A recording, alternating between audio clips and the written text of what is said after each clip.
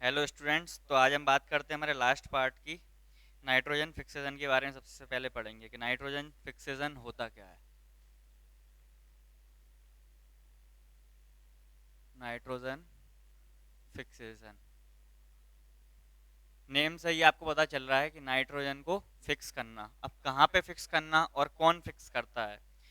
तो क्या होता है, जनरली हमारे जो प्लांट्स रहते हैं और एनिमल्स रहते हैं कुछ, तो ये क्या करते हैं, डायरेक्ट अपने एयर की सराउंडिंग से क्या करते हैं, नाइट्रोजन एब्जॉर्ब नहीं कर पाते। तो इनको कोई ऐसे ऑर्गेनिज्म की ज़रूरत होती है जो एयर की नाइट्रोजन अपनी सॉइल में मिक्स कर दे, और सॉइल में मिक्स करने के बाद वो नाइट्रोजन क्या होगी, हमारी रूट्स के द्वारा प्लांट्स में एब्जॉर्ब होगी। तो कौन रहता है जो नाइट्रोजन को फिक्स करता है, कौन सा माइक्रो ऑर्गेनिज्म रहता है, तो वो रहता है बैक्टीरिया। अब बात आती है कि बैक्टीरिया में कौन सा बैक्टीरिया है, कौन सा नाम है बैक्टीरिया का जो नाइट्रोजन फिक्सेशन करता है, तो वो है राइजोबियम बैक्टीरिया। राइजोबियम। इसके बाद देखते हैं तो ये कौन से प्लांट्स में करता है, मतलब ये कौन कौन से प्लांट्स को हेल्प करता है नाइट्रोजन फिक्स के लिए। तो जैसे नाइट्रो जो होता है राइजोबियम कहाँ पाया जाता है, जो बैक्टीरिया राइजोबियम कहाँ पाया जाता है, ये होता है हमारे लेज्यूमिनियस प्लांट्स में। लेज्यूमिनस प्लांट्स में। तो ये लेज्यूमिनस प्लांट्स होते क्या हैं। लेज्यूमिनस प्लांट्स होते हैं जो छोटे छोटे सीड वाले प्लांट होते हैं, जैसे कि मटर, एग्जाम्पल उसका हो गया। पी प्लांट मतलब मटर का प्लांट होता है। और ग्रेन्स होते हैं, बीन्स होती हैं। तो ये दाने वाले जितने भी खाने योग्य पदार्थ होते हैं, उनकी रूट्स में क्या होता है, राइजोबियम होता है। उनकी रूट्स में भी कहाँ पे होता है, उनकी रूट्स के नोड्यूल्स में होता है। तो ये कहाँ होता है, इसकी नोड्यूल्स में, रूट्स नोड्यूल्स। और रूट्स नोड्यूल्स क्या होती हैं, आपके ये प्लांट है, इसकी ये रूट्स हैं, इसमें छोटे छोटे गट्ठे गट्ठे से बने रहते हैं, ऐसे टाइप। तो इन्हीं को बोलते हैं हम रूट्स नोड्यूल्स, और इन्हीं के अंदर रहता है ये बैक्टीरिया राइजोबियम। आगे देखते हैं, with which it has symbiotic relationship.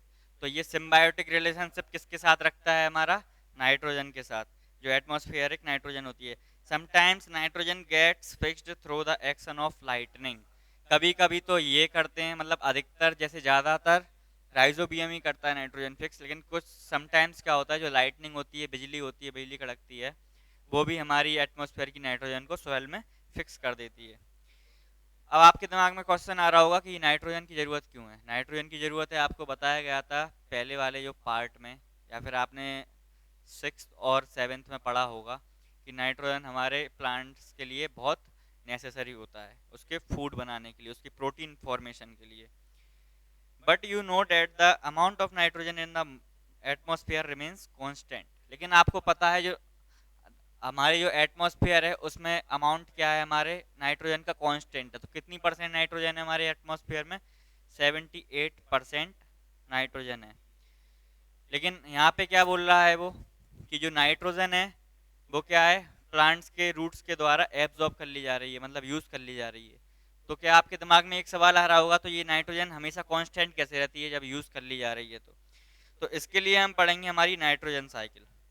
हम नाइट्रोजन साइकिल पढ़ेंगे। अपनी नाइट्रोजन साइकिल में क्या होता है कि ये सब कुछ हमें बताएगा, पूरी एक साइकिल बनाएगा कि कैसे नाइट्रोजन यूज होती है और कैसे ये कांस्टेंट रहती है हमारे एटमॉस्फेयर में।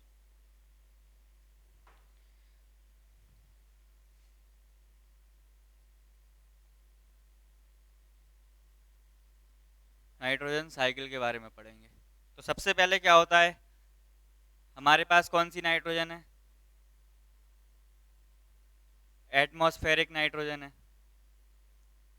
अब इस एटमॉस्फेरिक नाइट्रोजन का क्या होता है, ये एटमॉस्फेरिक नाइट्रोजन या तो लाइटनिंग के थ्रू मिक्स होती है, समटाइम्स अभी आपको बताया कि लाइटनिंग के थ्रू भी ये मिक्स होती है, फिक्स होती है। और कभी कभी क्या होता है इसका, कि जो nitrogen fixing bacteria and blue green algae, तो कौन कौन से होते हैं? या तो नाइट्रो फिक्सिंग बैक्टीरिया कौन सा हुआ अपना, राइजोबियम हुआ, एंड ब्लू ग्रीन एल्गी हो गया, ब्लू ग्रीन एल्गी। तो या फिर लाइटनिंग के द्वारा ये क्या होगी, फिक्स होगी सॉइल में, या फिर ब्लू ग्रीन एल्गी या फिर राइजोबियम बैक्टीरिया के द्वारा। अब ये सॉइल में मिक्स हो गई, तो अब ये कहाँ जाएगी, सॉइल में क्या बनाएगी, कंपाउंड्स ऑफ नाइट्रोजन बनाएगी अपनी सॉइल में। तो मान लो यहाँ पे इसने क्या बना दिया, कंपाउंड्स ऑफ नाइट्रोजन, इसने क्या कर दिया, नाइट्रोजन के कंपाउंड्स बना दिए इन दोनों ने सॉइल में, इन दोनों ने नाइट्रोजन के कंपाउंड्स बना दिए सॉइल में। अब इन नाइट्रोजन के कंपाउंड्स का क्या होगा, Uptake by plants, Uptake by plants, मतलब प्लांट्स के द्वारा ये एब्जॉर्ब कर ली जाएंगी, प्लांट्स के द्वारा यूज कर ली जाएंगी। इसके बाद क्या होगा, एनिमल्स ईट प्लांट्स। अब इन प्लांट्स को कुछ एनिमल्स खा लेते हैं,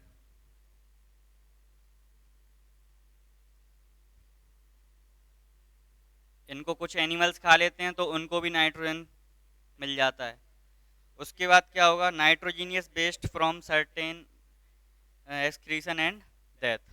अब क्या होता है, जो डेथ हो जाती है एनिमल्स की, या फिर जो प्लांट्स का सर्टेन बचता है, मतलब प्लांट्स की जो रिमेनिंग बचती है, तो उससे भी हमें क्या हो जाता है, नाइट्रोजीनियस बेस्ड मिलता है, जो सॉइल में वापस चला जाता है,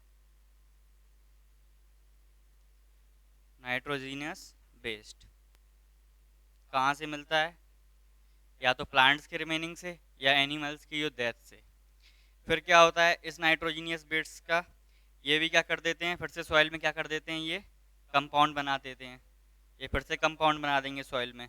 और इस कंपाउंड के क्या होंगे, bacteria turn compound into nitrogen into gaseous nitrogen. तो जो नाइट्रोजीनियस बेस्ड है ये सॉइल में आ गया, अब ये क्या होगा, ये कंपाउंड बन गए। और कुछ बैक्टीरिया ऐसे होते हैं जो क्या करते हैं, इनको फिर से एटमॉस्फेयर में ट्रांसफर कर देते हैं, ट्रांसफर टू एटमॉस्फेयर, एटमॉस्फेयर में ट्रांसफर कर दिया, मतलब जो नाइट्रोजन कंपाउंड था अपना, उनको गैस में बदल के इसने एटमॉस्फेयर में ट्रांसफर कर दिया, और फिर से ये क्या बन गई, एटमॉस्फेरिक नाइट्रोजन बन गई। तो आपको एक चीज़ समझ में आई कि जो नाइट्रोजन अपने पास पहले थी, वही घूम फिर के यूज होके ये कहाँ आ रही है, हमारे पास वापस आ रही है। तो वापस आ रही है तो मतलब चीज़ कांस्टेंट है, जितनी यूज पहले थी उतनी ही रहेगी। कितनी थी पहले, 78%। तो इस तरह से क्या होता है, हमारी जो नाइट्रोजन रहती है एटमॉस्फेयर की, वो क्या रहती है, कांस्टेंट रहती है। तो अब हमें क्या करना है, हमारा चैप्टर यहाँ पे खत्म होता है, अब थोड़ी सी हम एक्सरसाइज की ओर बढ़ेंगे। तो सबसे पहले हमारे पास है fill in the blanks. Fill in the blanks में सबसे पहला जो फिल इन द ब्लैंक्स है वो है micro organism can be seen with the help of, कि आप माइक्रो ऑर्गेनिज्म को किसकी हेल्प से देख सकते हो, तो किसकी हेल्प से देख सकते हो, माइक्रोस्कोप की हेल्प से। तो ये पहला जो इसका आंसर है फिल इन द ब्लैंक्स का, वो हो गया हमारा माइक्रोस्कोप। दूसरा जो है उसमें बोला गया है blue green algae fix fill in the blank directly from air to enhance fertility of soil, कि हमारी जो ब्लू ग्रीन एल्गी होती है ये किस चीज़ को फिक्स करती है, डायरेक्ट एटमॉस्फेयर की एयर से हमारी सॉइल में। अभी आपको बताया कि राइजोबियम बैक्टीरिया और ब्लू ग्रीन एल्गी किसको करती है फिक्स, ये करती है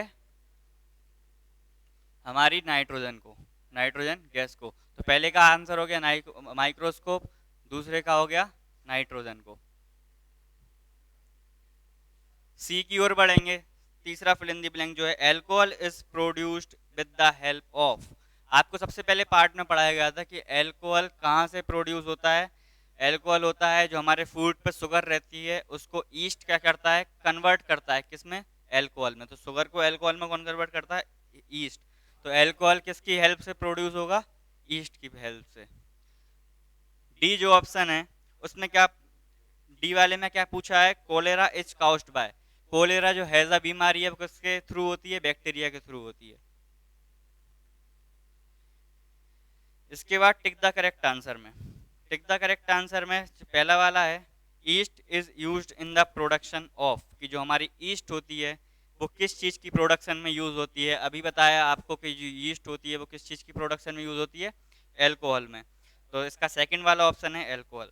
जो सेकंड वाला है, the following is an antibiotic, कि ये चार ऑप्शन दिए हुए हैं, इनमें से एंटीबायोटिक कौन है जो बायोटिक को खत्म कर सके, मतलब जो बैक्टीरिया, वायरस और माइक्रो ऑर्गेनिज्म जितने भी होते हैं उन सबको खत्म कर सके। तो इन चारों में जो एंटीबायोटिक है वो है अपना स्ट्रेप्टोमाइसिन, बी ऑप्शन। थर्ड वाला है carrier of malaria causing protozoan is, कि हमारा जो मलेरिया कॉजिंग प्रोटोजोन रहता है उस कैरियर का नाम क्या है, मतलब मलेरिया को कौन एक इन्फेक्टेड पर्सन से हेल्थी पर्सन में फैलाता है। तो आपको बताया था कि मलेरिया को कौन फैलाता है, फीमेल एनोफिलिस मॉस्क्यूटो। और अगर डेंगू का पूछा जाए तो कौन फैलाता है, फीमेल एडेस मॉस्क्यूटो। तो यहाँ पे मलेरिया का पूछा है तो पहला वाला ऑप्शन इसका सही आंसर है, फीमेल एनोफिलिस मॉस्क्यूटो। डी वाले की ओर चलते हैं, तो the most carrier common carrier of communicable diseases, कि जो मोस्ट कॉमन होता है कम्युनिकेबल डिसीज का कैरियर, मतलब ज़्यादातर कौन कम्युनिकेबल डिसीज को ट्रांसफर करता है एक इन्फेक्टेड पर्सन से एक हेल्थी पर्सन में। तो आपको बताया था हाउस फ्लाई करती है, क्योंकि हाउस फ्लाई क्या होती है, गार्बेज वगैरह पे और एस्क्रीट वगैरह पे बैठ के हमारे जो फूड वगैरह होता है खुला हुआ उस पर बैठ जाती है, फिर उस फूड को हम अपटेक करते हैं तो हमें कम्युनिकेबल डिसीजेस हो जाती हैं। उसके बाद द ब्रेड और इडली डफ राइजेस बिकॉज ऑफ, कि जो ब्रेड और इडली का जो आटा होता है गुथा हुआ वो फूलता क्यों है, क्यों फूलता है आपको बताया था। आपको एक रिएक्शन एक्सपेरिमेंट कराया था, क्योंकि उसमें जो ईस्ट डाला जाता है वो ईस्ट क्या करता है, अपने आप को डिवाइड करता है, अपनी ब्रीडिंग बढ़ाता है। तो बहुत सारा ईस्ट क्या करता है, अपनी सेल्स को बढ़ाता है। तो इसका हो गया थर्ड वाला option, growth of yeast cells. Last tick the correct answer देखेंगे, the process of conversion of sugar into alcohol is called. अभी बताया आपको जो ईस्ट होती है उससे क्या होता है, जो हमारी शुगर होती है फूड की वो अल्कोहल में कन्वर्ट होती है, लेकिन इस प्रोसेस को क्या बोलते हैं, हमने आपको पहले या दूसरे पार्ट में पढ़ाया था, इस प्रोसेस को बोलते हैं फर्मेंटेशन। तो इसका थर्ड वाला आंसर। अब मैचिंग देखेंगे, तो मैचिंग में जो फर्स्ट वाला है वो बैक्टीरिया है, और बैक्टीरिया क्या करता है, तो बैक्टीरिया से आपको भी बताया कि कोलेरा की बीमारी होती है हैजा की, तो इसका ई वाला ऑप्शन है। सेकेंड है हमारा राइजोबियम, राइजोबियम क्या करता है, नाइट्रोजन को फिक्स करता है, आज ही पढ़ाया, तो इसका ए वाला ऑप्शन है सेकंड का। तीसरा है लैक्टोबायलिसिस, लैक्टोबायलिसिस क्या करता है, लैक्टोबायलिसिस क्या करता है, सेटिंग ऑफ कर्ड, कर्ड को बनाता है, कर्ड में जो बैक्टीरिया होता है वो होता है लैक्टोबायलिसिस, तो इसका बी वाला ऑप्शन है। फोर्थ वाला है हमारा ईस्ट, ईस्ट से क्या होता है, ईस्ट से क्या बनता है, अपना ब्रेड बनता है, तो बेकिंग ऑफ ब्रेड इसका आंसर है।